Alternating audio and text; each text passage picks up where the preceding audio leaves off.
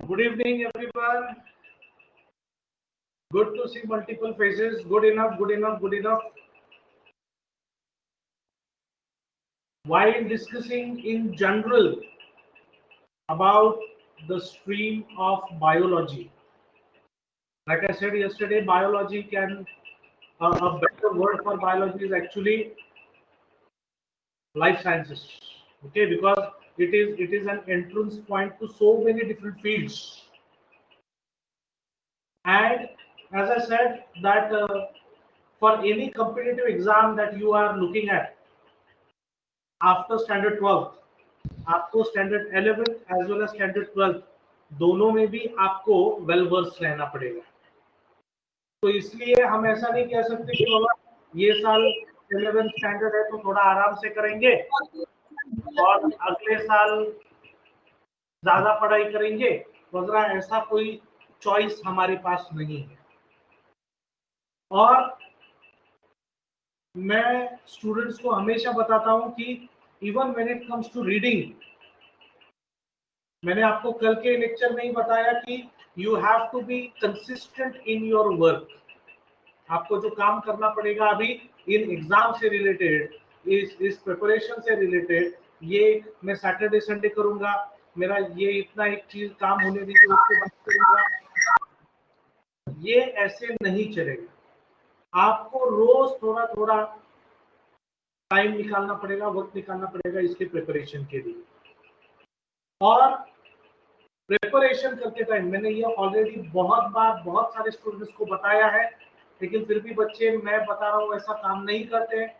2 साल बाद जब रिजल्ट नीचे आता है तो फिर हताश हो जाते हैं, नाराज हो जाते हैं। मैं खुद नाराज हो जाता हूँ, क्योंकि बहुत सारे बच्चे ऐसे रहते हैं कि जिनमें पोटेंशियल तो होता है लेकिन वो उतना सीरियसली एफर्ट्स नहीं लेते। मुझे लगता है यहाँ भी बहुत सारे जो नाम दिख रहे हैं, शायद ऐसे बहुत सारे लोग होंगे कि जिनमें बहुत पोटेंशियल है। मुझे पता है आपको 10th में बहुत अच्छे अच्छे मार्क्स मिलते हैं या मिलने वाले हैं, लेकिन उतना कंसिस्टेंटली आप एफर्ट्स नहीं लेते और 12th and specially entrance exam में आपको आपके डिजायर के अनुसार मार्क्स नहीं मिलते। There is a way of how you are going to study henceforth. आप अब तक जैसा स्टडी कर रहे थे उस हिसाब से अगर स्टडी करेंगे तो एंट्रेंस एग्जाम्स क्लियर नहीं कर पाएंगे आप। और मैं सिर्फ नीट का बात नहीं कर रहा हूँ, किसी भी प्रकार के एंट्रेंस एग्जाम को आप इसके बाद 12th के बाद एंट्रेंस एग्जाम्स ही आगे, सब मल्टीपल चॉइस क्वेश्चन ही आगे। आप एकदम यूपीएससी दीजिए, एमपीएससी दीजिए, आपको कलेक्टर बनना है, आपको चीफ सेक्रेटरी बनना है, आप कहीं भी जाइए, आपको अल्टीमेटली मल्टीपल चॉइस क्वेश्चन के एग्जाम ही देने। और इनका स्टडी करने का जो जो तरीका है, इनके लिए स्टडी करने का जो तरीका है वो थोड़ा अलग है।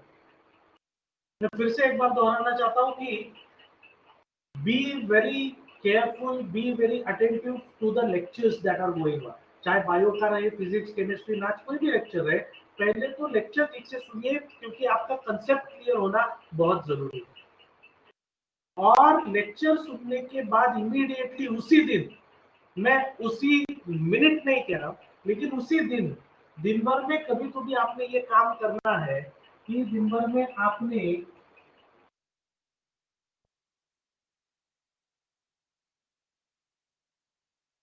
उस टीचर ने जो टॉपिक सिखाया है उस टॉपिक को टेक्स्ट बुक में इमीडिएटली आपने पढ़ लेना है। मैंने ये कई बार बताया कि when you are reading there have to be 2 back to back readings. पहला रीडिंग जब आप कर रहे हैं तो पहला रीडिंग करते टाइम देखिए, मैंने 1 घंटा लेक्चर लिया, 1.5 घंटा लेक्चर लिया, फर्क नहीं पड़ता। मैक्सिमम कितना मैटर हमारा स्टडी होता है एक लेक्चर में, 1 page, 1.5 page, maximum 2 pages. Text book के मैक्सिमम 2 पेजेस से ज्यादा मैं सिखा नहीं सकता एक टाइम पे। ओके, क्योंकि उसके बाद अगर मैं आगे सिखाने लगा तो चीजें आपके सिर के ऊपर निकल जाती। तो मैक्सिमम आपको 1, 1.5, पौने 2 पन्ने पढ़ने, लेकिन ये बैक टू बैक पढ़ना है, यानी एक के पीछे एक 2 बार पढ़ने। फर्स्ट रीडिंग के टाइम पे व्हाइल यू आर रीडिंग, जो आज कंसेप्ट हमने देखा था, हमने आज जो टॉपिक डिस्कस किया था, वो टॉपिक जब आप रीड कर रहे हैं आपके हाथ में पेंसिल रहना चाहिए और आपने उस टॉपिक में से इंपॉर्टेंट चीजों को अंडरलाइन करना चाहिए। ये आपका पहला रीडिंग हो गया। इमीडिएटली सेकंड रीडिंग करते टाइम फिर से सभी चीजें पढ़नी है, लेकिन ज्यादा ध्यान जो देना है वो अंडरलाइंड चीजों पे देना है। क्योंकि अभी आपका ब्रेन क्या करेगा, आपका ब्रेन ये 10 लाइंस को ध्यान में नहीं रखेगा, आपका ब्रेन सिर्फ इन 6 या 7 वर्ड्स को ध्यान में रखेगा। तो ब्रेन के लिए ये आसान हो जाता है ध्यान में रखना। बच्चों को मैं हमेशा वो बोलता हूँ, बहुत सारे बच्चे कैसे रहते हैं, उनको खुद का थोड़ा सा ट्रॉमा रहता है, स्टिग्मा रहता है, वो खुद को ही अंडर एस्टिमेट करते कि नहीं मैं तो 60% वाला ही हूँ, नहीं मैं तो 70% वाला ही हूँ। वैसा नहीं है, आपकी अकल कम नहीं है, आपके एफर्ट्स कम है, ध्यान में रखिए। समझ गए आप समझे। देखिए मैं ये एग्जांपल बार बार बताते रहता हूँ, घर में हम बैठे हुए हैं या हम 4 व्हीलर पे वगैरह ट्रैवल कर रहे हैं, हम रेडियो पे कोई गाना सुनते हैं, हम टीवी पे कोई नया ट्रेलर देखते हैं, नया गाना सुनते हैं। उस गाने की धुन हमें पसंद आ जाती है, तो दूसरी बार जब वो गाना लगता है तो हम थोड़ी ध्यान देकर वो गाना सुनते हैं। तीसरी बार गाना फिर से कभी तो भी प्ले होता है, by the time the song is playing for the 4th time, आप खुद उसको गुनगुनाने लगते हैं। यानी आपने एक्चुअली अटेंटिवली सिर्फ 2 बार वो गाना सुना है, तीसरी बार वो पूरा गाना आप खुद गुनगुनाना शुरू कर देते हैं। You start singing, you know the words, you know the lyrics of it, you know the music of it. तो आप अगर 50% वाले स्टूडेंट है, आपको कैसे क्या 2 बार सुना एकदम बाय हार्ट हो गया? ऐसा तो सिर्फ 90% वाले स्टूडेंट्स को ही आना चाहिए। वैसी बात तो होती नहीं है। ओके, चाहे बच्चा 90% वाला रहे या बच्चा 50% वाला रहे, गाना पसंद आया तो दूसरी तीसरी बार वो सुनते सुनते वो गाना बाय हार्ट हो जाता है। वहां तो अकल कम ज्यादा नहीं होती, फिर यहाँ पे क्यों कम ज्यादा हो जाती है? क्योंकि एक है एफर्ट और दूसरा है मेंटल बैरियर। हम खुद अपने आप को कहते रहते कि अरे नहीं मैं एवरेज स्टूडेंट हूँ, अरे नहीं मुझे नहीं समझेगा, अरे नहीं मुझसे नहीं हो पाएगा। सिलेबस में कुछ भी आसान नहीं है और सिलेबस में कुछ भी मुश्किल नहीं है। whether it's going to be easy or whether it's going to be difficult, it is here। आपने आपको खुद को बताना चाहिए कि वो गाना अगर 2 बार पढ़ लिया मैंने तो मुझे बाय हार्ट हो गया। सिलेबस और बायोलॉजी क्यों डिफिकल्ट जा रहे थे? हो जाएगा मुझसे, not to worry. That positive attitude, positive thinking is very essential. और इससे क्या हो जाएगा, इमीडिएटली डबल रीडिंग के बाद आपको आसान हो जाएगा। You have to remember it as a song, you have to remember it as a story. Story ध्यान में रखने के लिए पूरी स्टोरी ध्यान में रखना जरूरी नहीं रहता, इंपॉर्टेंट इवेंट्स ध्यान में रखना जरूरी होता है। पूरी स्टोरी आप अपने आप समझ जाएंगे, इंपॉर्टेंट चेन ऑफ इवेंट्स को ध्यान में रखिए। लेकिन ये बात कैसी है दोस्तों, ये रोज करना पड़ता है। Okay, this has to be done every day, it has to be a regular practice, तभी जाके धीरे धीरे ये हैबिट में कन्वर्ट होता है। हैबिट्स के बारे में मैंने एक जगह पे ऐसा सुना है, मैंने पढ़ा था कहीं तो भी एक्चुअली, कि बुरी आदत लगाने के लिए लगभग 4 दिन लगते हैं। बुरी आदत लगाने के लिए 4 दिन लगते हैं, अच्छी आदत लगाने के लिए 3 हफ्ते, 3 वीक्स लगते हैं। लेकिन वो 3 वीक्स आपका काम कंसिस्टेंटली चलना चाहिए, कंसिस्टेंटली। हम रोज जितना टॉपिक डिस्कस हुआ है क्लास में, उतना टॉपिक हम हमारे टेक्स्ट बुक में रीड करें। ये रोज के रोज अगर 3 हफ्ता ठीक से करेंगे तो उसके बाद आपको वो एक कंसिस्टेंट आदत लग जाएगा, हैबिट लग जाएगा। ये रोज का देखिए, मैं ऑलमोस्ट 13 ईयर्स से सिखा रहा हूँ, अभी 13 साल से। लेकिन आज भी जब लेक्चर लेना होता है, लेक्चर से पहले थोड़ा रीडिंग जरूरी रहता है। Even we as teachers, as professors, even we have to read every day consistently. Only that will keep us at the stage where we are, at the position where we are. Reading every day is necessary for success, whether it is a student or whether it is a professor, it is a must for everyone. Biology में मुझे थोड़ा interesting topic की तरफ आपको लेके जाना है। शुरुआत में I want you to go through some interesting topics. Locomotion and movement नाम का एक चैप्टर है। मैंने जो टॉपिक का नाम बताया वो टॉपिक का नाम एनसीईआरटी में, स्टेट बोर्ड में भी यही चैप्टर है लेकिन थोड़ा अलग नाम से दिया हुआ है, बट इट डजंट मैटर, नाम अलग भी हुआ, चाहे एनसीईआरटी रहे चाहे स्टेट बोर्ड रहे, नाम टॉपिक का अलग भी रहा तो भी कंटेंट एक ही। लोकोमोशन एंड मूवमेंट, ये चैप्टर बेसिकली हमें क्या बता रहा है कि एनिमल किंगडम में सभी नहीं लेकिन मैक्सिमम ऑर्गेनिजम्स ऐसे हैं एनिमल किंगडम में जो मूवमेंट दिखाते हैं, सही बात ध्यान में। और ये जब मूवमेंट दिखाते हैं, the movement that is shown by these organisms, अलग अलग प्रकार की मूवमेंट्स पॉसिबल है। जैसे एक मूवमेंट है,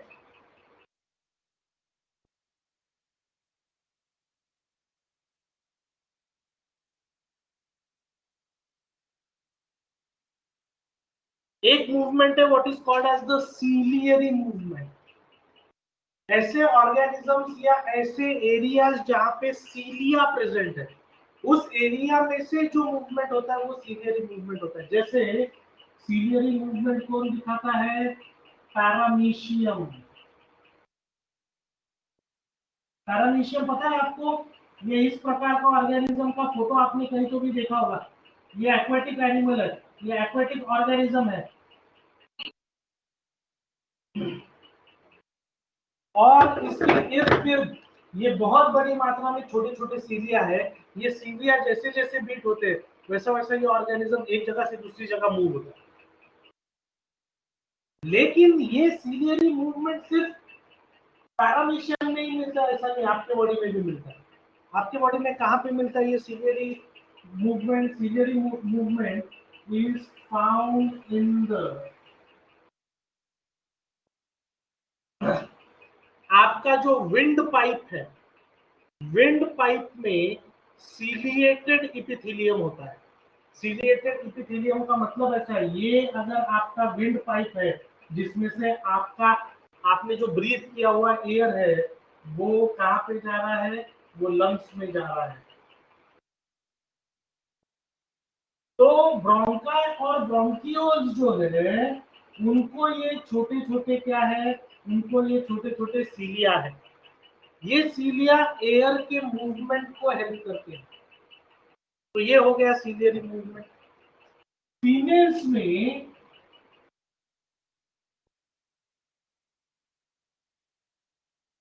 फैलोपियन ट्यूब होता है, फीमेल रिप्रोडक्टिव सिस्टम में फैलोपियन ट्यूब होता है।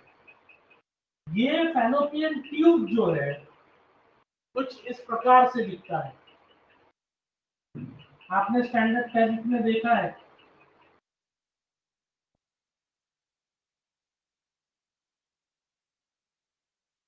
ये ओवरी है, ओवरी में से जब एग निकलता है इस एग को यहाँ तक लाना पड़ता है, तो उसको पुश करने के लिए एक प्रकार का एयर करंट बनाना पड़ता है। वो एयर करंट बनाने के लिए फीमेल का जो फैलोपियन ट्यूब है, ये इसे फैलोपियन ट्यूब कहते हैं, वो fallopian tube internally it is lined by cilia. ये सीलिया मूव करते हैं, ये एक प्रकार का करंट जनरेट करते हैं, वेव जनरेट करते हैं, और उसकी वजह से ये एग धीरे धीरे आगे की तरफ बढ़ता है। ये किस प्रकार के मूवमेंट हो गए? ये सब हो गए आपके सीलियरी मूवमेंट्स। उसी तरह और एक प्रकार है मूवमेंट का, what is called as the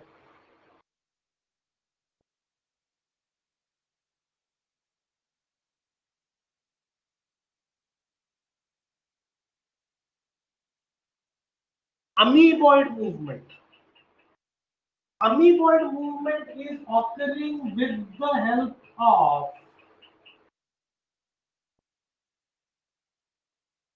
pseudopodia. आपको ये वर्ड पता है ऑलरेडी, pseudopodia आपने ये वर्ड सुना है। अमीबॉइड मूवमेंट, इसको अमीबॉइड क्यों कहते हैं? क्योंकि अमीबा जो है शेपलेस ऑर्गेनिज्म है। इसको जब किसी डायरेक्शन में मूव करना है, ये क्या करता है? ये अपने साइटोप्लाज्म को उस तरफ स्ट्रेच करना शुरू करता है। जब साइटोप्लाज्म आगे की तरफ जाता है तो इसका जो मेम्ब्रेन है वो मेम्ब्रेन भी धीरे धीरे आगे की तरफ स्ट्रेच होना शुरू हो जाता है और इस प्रकार से ये ऑर्गेनिज्म धीरे धीरे आगे की तरफ मूव होता है। ये अमीबा का मूवमेंट है, इसे अमीबॉइड मूवमेंट कहते हैं। आपके जो डब्ल्यूबीसीज है,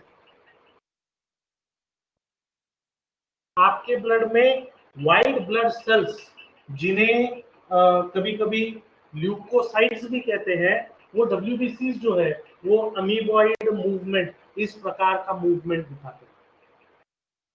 समझ रहे हैं आप? ओके। फिर मूवमेंट में तीसरा एक प्रकार है, we are talking about the movement, the kind of movement that you are showing, muscular movement है। आपका जो मूवमेंट है वो मस्क्यूलर मूवमेंट है, ध्यान में रखिए। लेकिन मस्क्यूलर मूवमेंट समझने के लिए, मस्क्यूलर मूवमेंट समझने के लिए हमें पहले हमारे बॉडी के मसल्स के बारे में जानकारी होना चाहिए। हमारा सिलेबस हमें ऐसा बता रहा है कि आपके बॉडी का टोटल जितना वजन है उसमें का 40% वजन ये एक्चुअली आपके मसल्स से रिलेटेड। इसका मतलब ऐसा होता है कि इफ आई एम 100 केजी, तो वो 100 केजी में से मेरा 40 केजी जो है वो सिर्फ मेरा मस्कुलर पार्ट है। तो मसल हमारे बॉडी में बहुत सारे हैं और उनका वजन भी भरपूर रहता है। हमारे बॉडी में टोटल 3 प्रकार के मसल से, ध्यान में रखिए। पहला प्रकार है what is called as the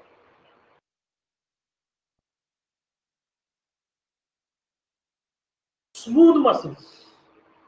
smooth muscles को, जैसा हमने कहा है कि स्मूथ मसल्स को नॉन स्ट्राइटेड मसल्स कहते हैं, उन्हें विस्सेरल मसल्स कहते हैं, उन्हें इनवॉल्यूंटरी मसल्स भी कहते हैं। देखिए, एक ही मसल को कितने सारे नाम हैं। Smooth muscles are called as non striated muscles, they are called as visceral muscles, they are called as involuntary muscles। ये इतने अनगिनत नाम क्यों दिए उसको, उसके पीछे रीजन है। रीजन ऐसा है कि smooth muscles basically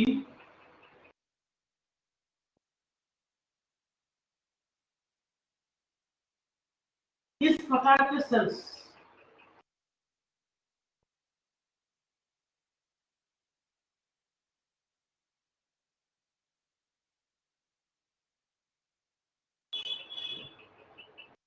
basically they are made up of spindle shape. ये जो शेप है इसे स्पिंडल शेप कहते हैं। They are made up of spindle shape uninucleated cells. Uninucleated यानी सिंगल न्यूक्लियस सेल्स, इसलिए उसे यूनिन्यूक्लिएटेड ऐसा कहते हैं। एक ही न्यूक्लियस ड्रॉ किया मैंने, आप देख सकते हैं। इनकी खासियत ऐसी है कि smooth muscles show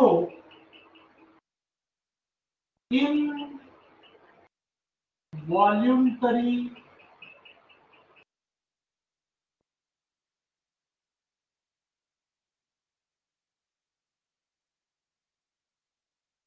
smooth muscles का खासियत देखिए, smooth muscles are showing what is called as the involuntary movements. Involuntary movements का मतलब क्या है? ये आपके बॉडी के ऐसे मूवमेंट्स है जिन पे आपका डायरेक्ट कंट्रोल नहीं। ओके, मैंने सपोज, देखिए आप बैठे हुए हैं, सडनली आपकी आंखों की तरफ कोई चीज आ गई तो हमारी पलकें इमीडिएटली झपक जाती है, इमीडिएटली द आईलिड्स क्लोज। ये हमने डिसाइड करके रिएक्ट नहीं किया, ये बस रिएक्ट हो जाता है। तो बॉडी में ऐसे कई सारी चीजें हैं जो अपने आप हो जाती है। इस प्रकार की मूवमेंट और इस प्रकार की एक्टिविटीज जो होती है, they are responsible because of smooth muscles. ऐसी एक्टिविटीज को इनवॉल्यूंटरी एक्टिविटीज कहते हैं, ऐसे मूवमेंट्स को इनवॉल्यूंटरी मूवमेंट्स ऐसा कहते हैं। स्मूथ मसल्स की वजह से इनवॉल्यूंटरी मूवमेंट्स होते हैं। मैं आपको और एक एग्जांपल बताता हूं। लगभग एक 11 साढ़े 11 बजे मैंने मेरा लंच किया। ओके, काफी काफी टाइम हो गया। वो लंच मेरे पेट में जाने के बाद मेरे स्टमक ने उसका क्या शुरू कर दिया, डाइजेशन शुरू कर दिया। थोड़ा सा स्टमक में, थोड़ा सा स्मॉल इंटेस्टाइन में उसका डाइजेशन हो गया। अभी आपके डाइजेस्टिव ऑर्गन्स जब डाइजेशन करते हैं, you will be surprised to know, stomach थोड़ा थोड़ा एक्चुअली शेक होता रहता है, मूव होता रहता है, वो थोड़ा थोड़ा कॉन्ट्रैक्ट रिलैक्स होता रहता है। स्मॉल इंटेस्टाइन में थोड़ा थोड़ा कॉन्ट्रैक्शन रिलैक्सेशन दिखाता है। इसकी वजह से क्या होता है, डाइजेशन ठीक से होता है और फूड धीरे धीरे आगे मूव होता है। लेकिन डाइजेशन के वक्त ये जो मूवमेंट होता है, जिसे अंग्रेजी में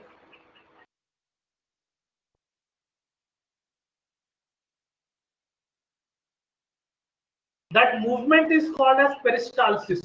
डाइजेस्टिव सिस्टम का ये जो मूवमेंट होता है उसे पेरिस्टालसिस कहते हैं।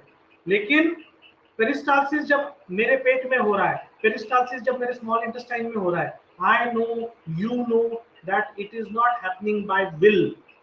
ऐसा हमने डिसाइड किया है और इसकी वजह से ये मूवमेंट हो रहा है, ऐसा कभी नहीं होता। समझ रहे आप? ओके, ये मूवमेंट अपने आप होता रहता है। When a movement is happening automatically where we are not able to control it directly, ऐसे मूवमेंट को इनवॉल्यूंटरी मूवमेंट कहते हैं। Smooth muscles are responsible for involuntary movements, इसलिए स्मूथ मसल्स को इनवॉल्यूंटरी मसल्स ऐसा भी कहते हैं। और क्योंकि मैं डाइजेस्टिव सिस्टम की बात कर रहा था, डाइजेस्टिव सिस्टम में आने वाले जो ऑर्गन्स है उन्हें विसेरल ऑर्गन्स भी कहते हैं। कौन से ऑर्गन्स कहते हैं उनको? विसेरल ऑर्गन्स उन्हें कहते हैं। इसलिए स्मूथ मसल्स क्योंकि डाइजेस्टिव सिस्टम के साथ मिलते हैं, स्मूथ मसल्स क्योंकि विसेरल ऑर्गन्स के साथ मिलते हैं, इसलिए smooth muscles are also called as visceral muscles. समझ रहे हैं आप? ओके, टेक्स्ट बुक में दिया हुआ ये, don't worry, locomotion and movement नाम का चैप्टर है ये। स्मूथ मसल्स के अलावा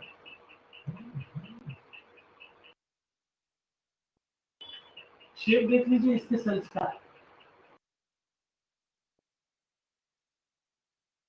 दूसरे प्रकार, the second type of muscles that are found in human body,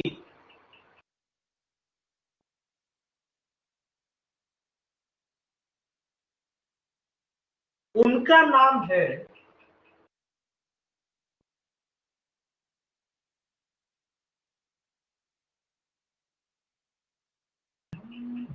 they are called as the striated muscles. क्या कहते हैं उनको? They are called as the striated muscles. Striated muscles आप अगर देखेंगे,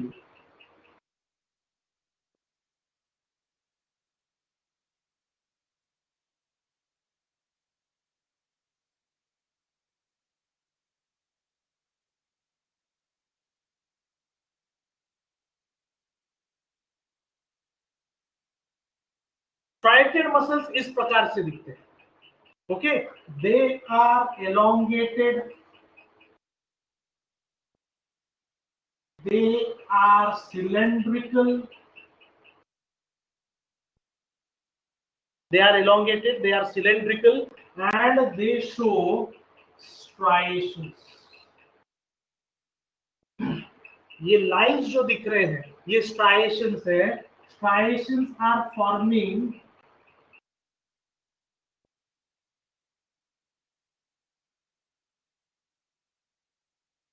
ये लाइंस कैसे दिख रही है? रास्ते पे जो जेब्रा क्रॉसिंग दिखता है वैसे दिख रही है। Light dark, light dark, light dark, light dark, ये ऐसे लाइंस है। और ये बैंडिंग जो हुआ है, लाइट बैंड और डार्क बैंड, ये जो बैंड फॉर्मेशन हुआ है, ये किसकी वजह से पता है आपको? क्योंकि ये मसल में कुछ स्पेसिफिक प्रोटीन्स पाए जाते हैं। उन प्रोटीन्स को कहते हैं,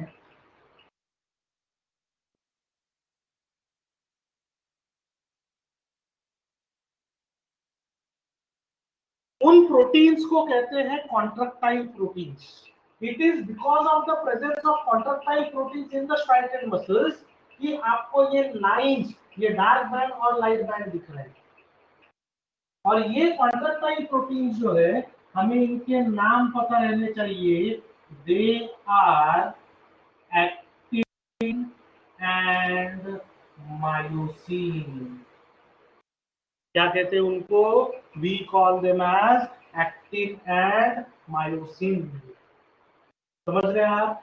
अगली बात, striated मसल्स। दो बातें बता रहा हूं मैं अभी striated मसल्स के बारे में। एक, that they are responsible for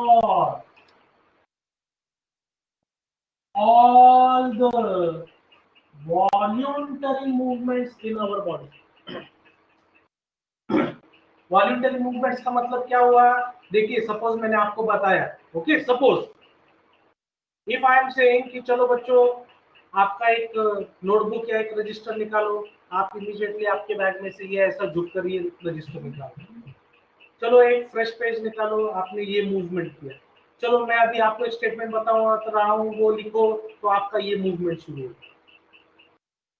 आपने ये सभी मूवमेंट जो किए, इन सभी मूवमेंट्स पे आपका क्या था? कंट्रोल था।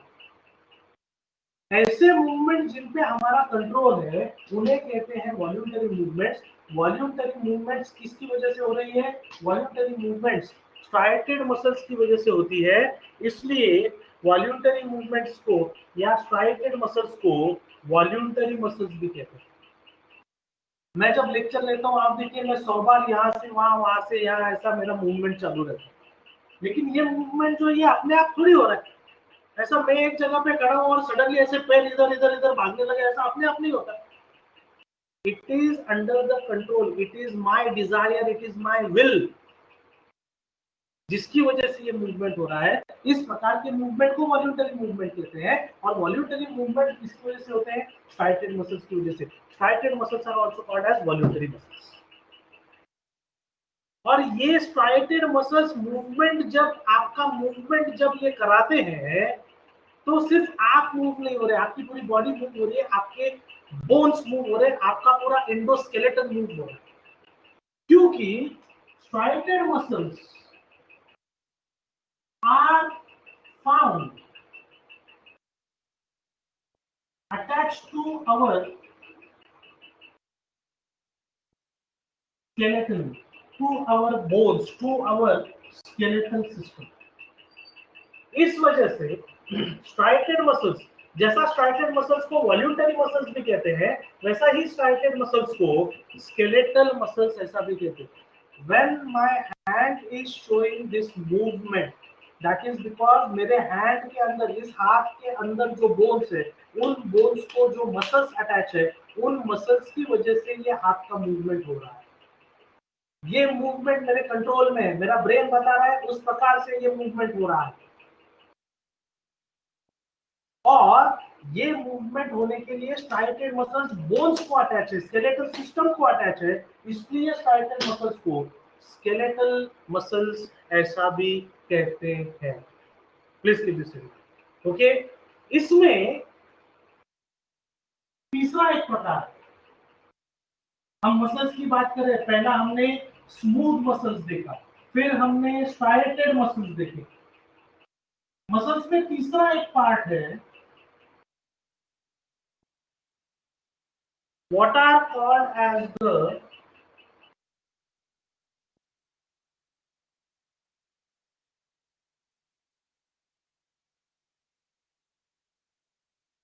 Cardiac muscles.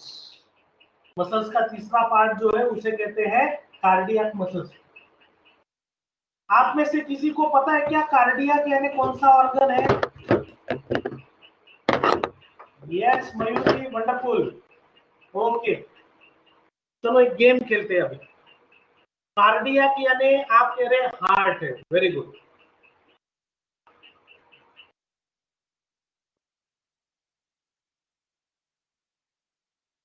ऑप्थेल्मो या ऑप्थेल्मिक यानी कौन सा ऑर्गन है? Who can tell? गलत तो गलत, आंसर देना जरूरी है।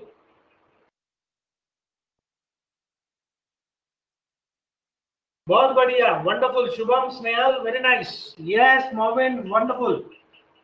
आप में से जितने लोगों को चश्मा लगा हुआ है, हम जिस डॉक्टर के पास जाते हैं आंखें चेक करने के लिए, वो ऑप्थेल्मोलॉजिस्ट होता है। और एक वर्ड है, देखिए,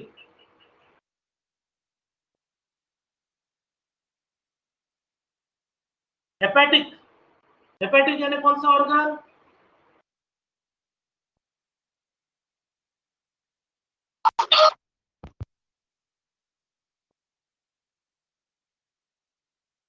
anyone? Shubham is typing something. Kidneys. Okay. Any other answer?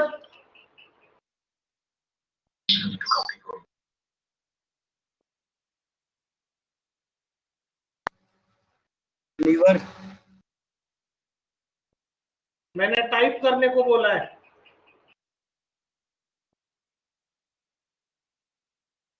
Anyway, we have the answer. Hepatic का मतलब है लीवर, बस बाकी के लोग मत टाइप कीजिए अभी। ओके, और एक वर्ड है,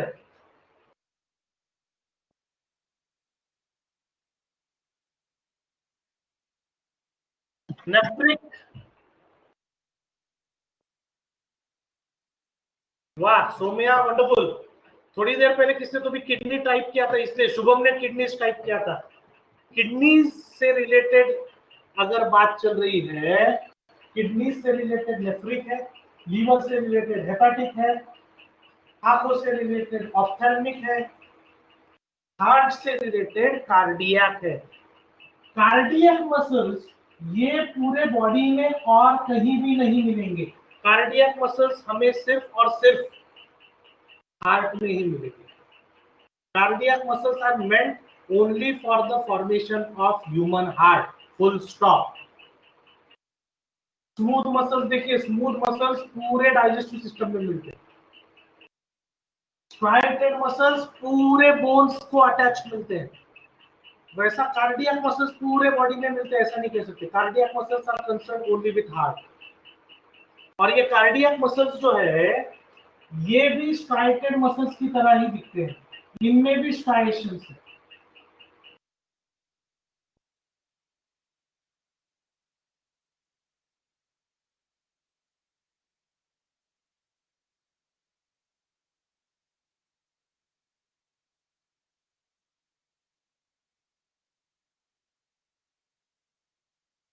आप कहेंगे फिर दोनों एक जैसे दिखते हैं तो नाम क्यों अलग दिया?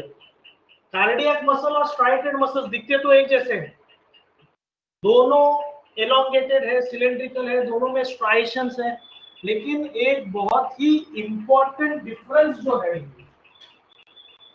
वो डिफरेंस ऐसा है कि cardiac muscles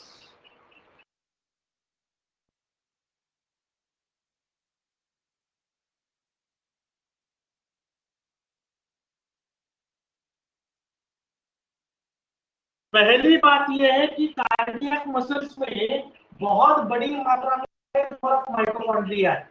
mitochondria are called as the power house of the cell. ऐसा हम जिस दिन पैदा हुए थे उस दिन से सुन रहे हैं।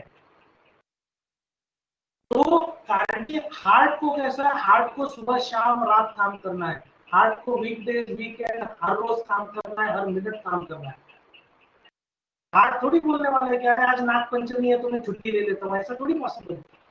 तो क्योंकि हार्ट के मसल्स को कार्डियक मसल्स को इतना काम करना है, उनको भरपूर एनर्जी सप्लाई की जरूरत है, इसलिए as compare to striated muscles cardiac muscles में नंबर ऑफ माइटोकॉन्ड्रिया बहुत ज्यादा है। ये पहली बात होगी। दूसरी बात ऐसा कि कार्डियक मसल्स जो है वो एक दूसरे से इंटरकनेक्टेड है।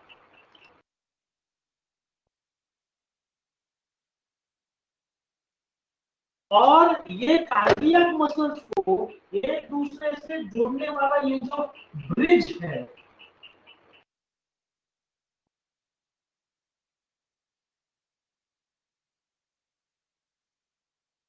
इस ब्रिज को कहते हैं इंटरकैलेटेड डिस्क। हमने स्ट्राइटेड मसल में ऐसा कुछ भी ड्रॉ नहीं किया। इंटरकैलेटेड डिस्क जो है ये आपको सिर्फ कार्डियक मसल्स में मिलेगा। आप कहेंगे सर उसका काम क्या है? वो इन मसल फाइबर्स को जोड़ता है। ओके, बस इतना ही काम है क्या? नहीं, वैसा नहीं।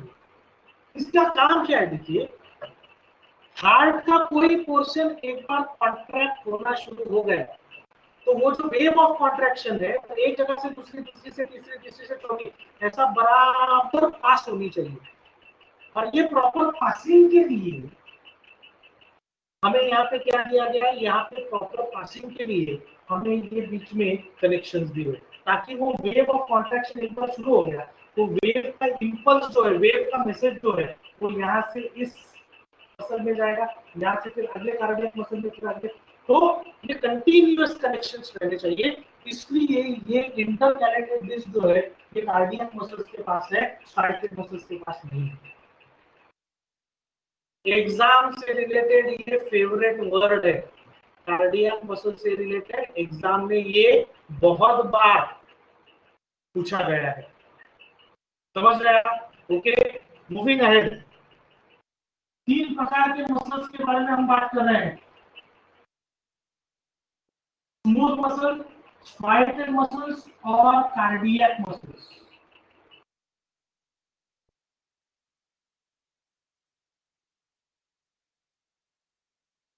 With respect to spiral muscles, मैं फिर से स्पाइरल मसल्स की तरफ आ रहा हूं।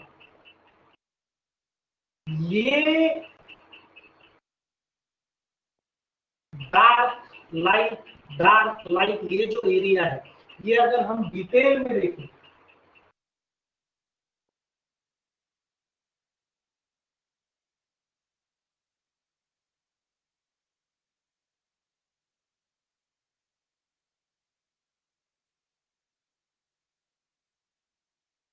इसमें, ये एक्चुअली कैसे दिखता है, इसमें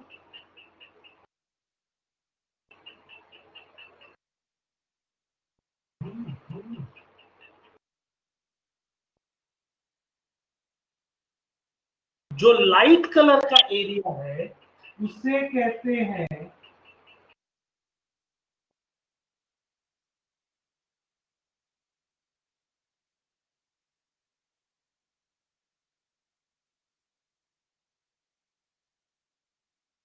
कहते हैं light bands. What it is called, it is called as the light bands. Light bands के बाद आता है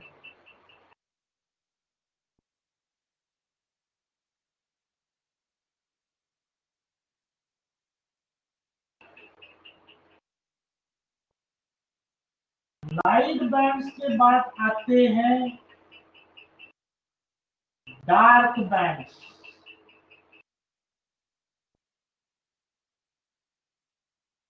लाइट बैंड को आई बैंड भी कहते हैं, डार्क बैंड को ए बैंड भी कहते हैं। डार्क बैंड के बाद फिर से अगला आएगा light band.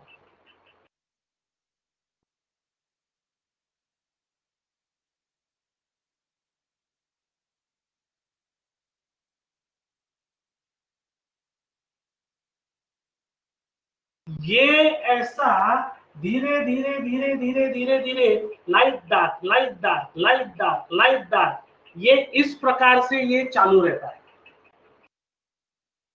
Are you getting this? Okay Pranjal, मुझे लगता है ये आपके साइड का इंटरनेट का प्रॉब्लम है।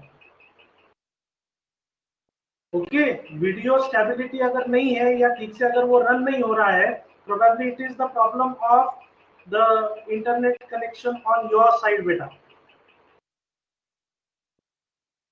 ये लाइट डार्क ये चल रहा है। ओके, इसमें दूसरी बात ऐसी है,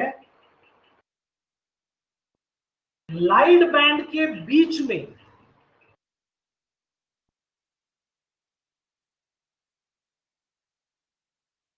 डार्क लाइन आती है।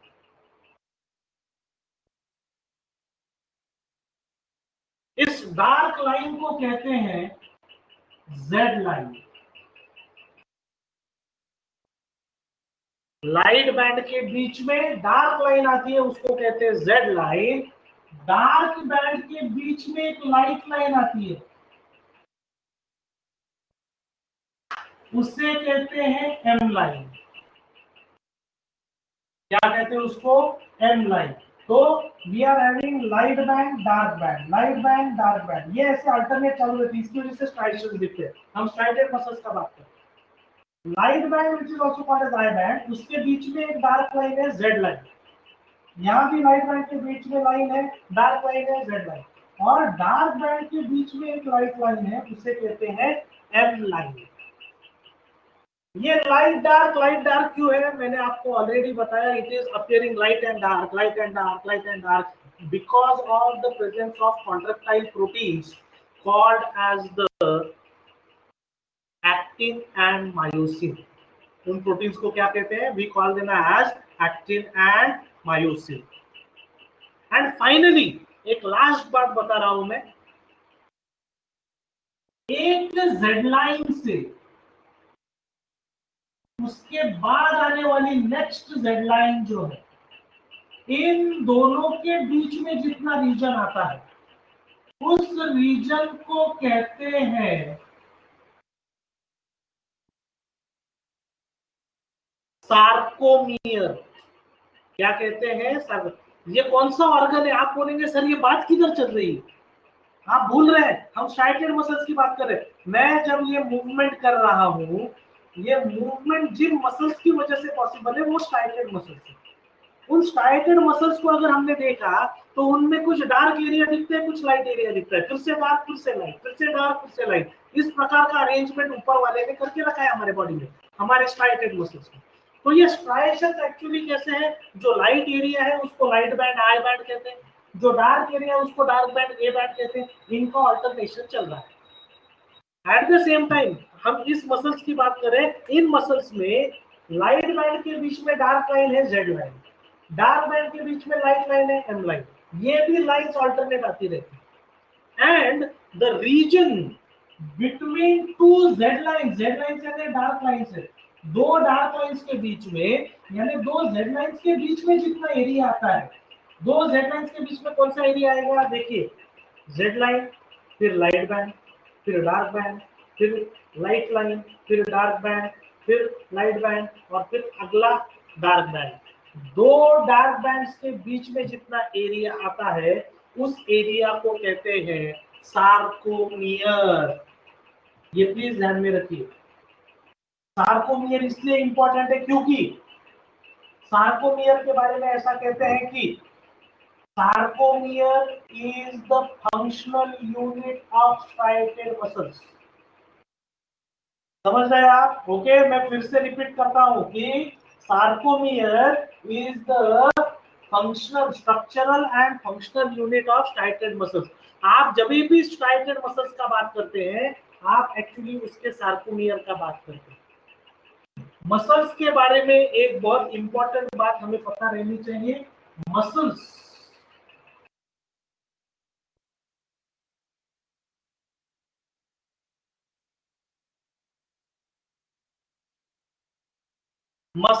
can only show contraction. Full stop. Muscles can only show contraction. ये आपके पास लिख के रखिए कहीं तो भी। इसका मतलब क्या हुआ? देखिए, अगर मैं ये पेन जो है, ये पेन अगर मैं धीरे धीरे धीरे मेरे पास लेकर आ रहा हूं तो ये मूवमेंट देखिए, ये यहां से यहां तक जब मूव हो रहा है, एक्चुअली ये हैंड क्यों मूव हो रहा है, उसके बोन्स क्यों मूव हो रहे हैं? स्ट्राइटेड मसल्स की वजह से। But when the hand is coming towards the body, muscles here are undergoing contraction. ये कॉन्ट्रैक्ट हो गए, हाथ इधर आ गए। अभी हमें लगता है कि नेचुरली जब हाथ बॉडी से दूर जाएगा तो ये मसल्स रिलैक्स हो जाएंगे और हाथ दूर जाएगा, वैसा नहीं होता है। ये मसल्स रिलैक्स नहीं होते। जब हाथ आपको बॉडी से दूर लेके जाना है, इनके अपोजिट मसल्स इस साइड है, यहाँ के मसल्स कॉन्ट्रैक्ट होते हैं। ये जैसे जैसे कॉन्ट्रैक्ट होते हैं वैसा वैसा हाथ दूर जाता है। ये कॉन्ट्रैक्ट हो गए, हाथ नजदीक आ गया, ये कॉन्ट्रैक्ट हो गए, हाथ दूर हो गया। यानी अल्टीमेटली मसल्स सिर्फ एक ही चीज दिखा सकते हैं, वो है contraction. Muscles can not show relaxation. वो खुद ब खुद तो रिलैक्स, आपको समझ में आना चाहिए, जब यहाँ के मसल्स कॉन्ट्रैक्ट हो रहे हैं, इधर के मसल्स रिलैक्स हो रहे हैं, और वो खुद से रिलैक्स नहीं हो रहे, इसकी एक्शन की वजह से वो रिलैक्स हो रहे। Muscles by themselves can only undergo contraction. Please keep this in mind. और एक लास्ट चीज मुझे आपको बतानी है, लाइट बैंड का कलर लाइट क्यों है?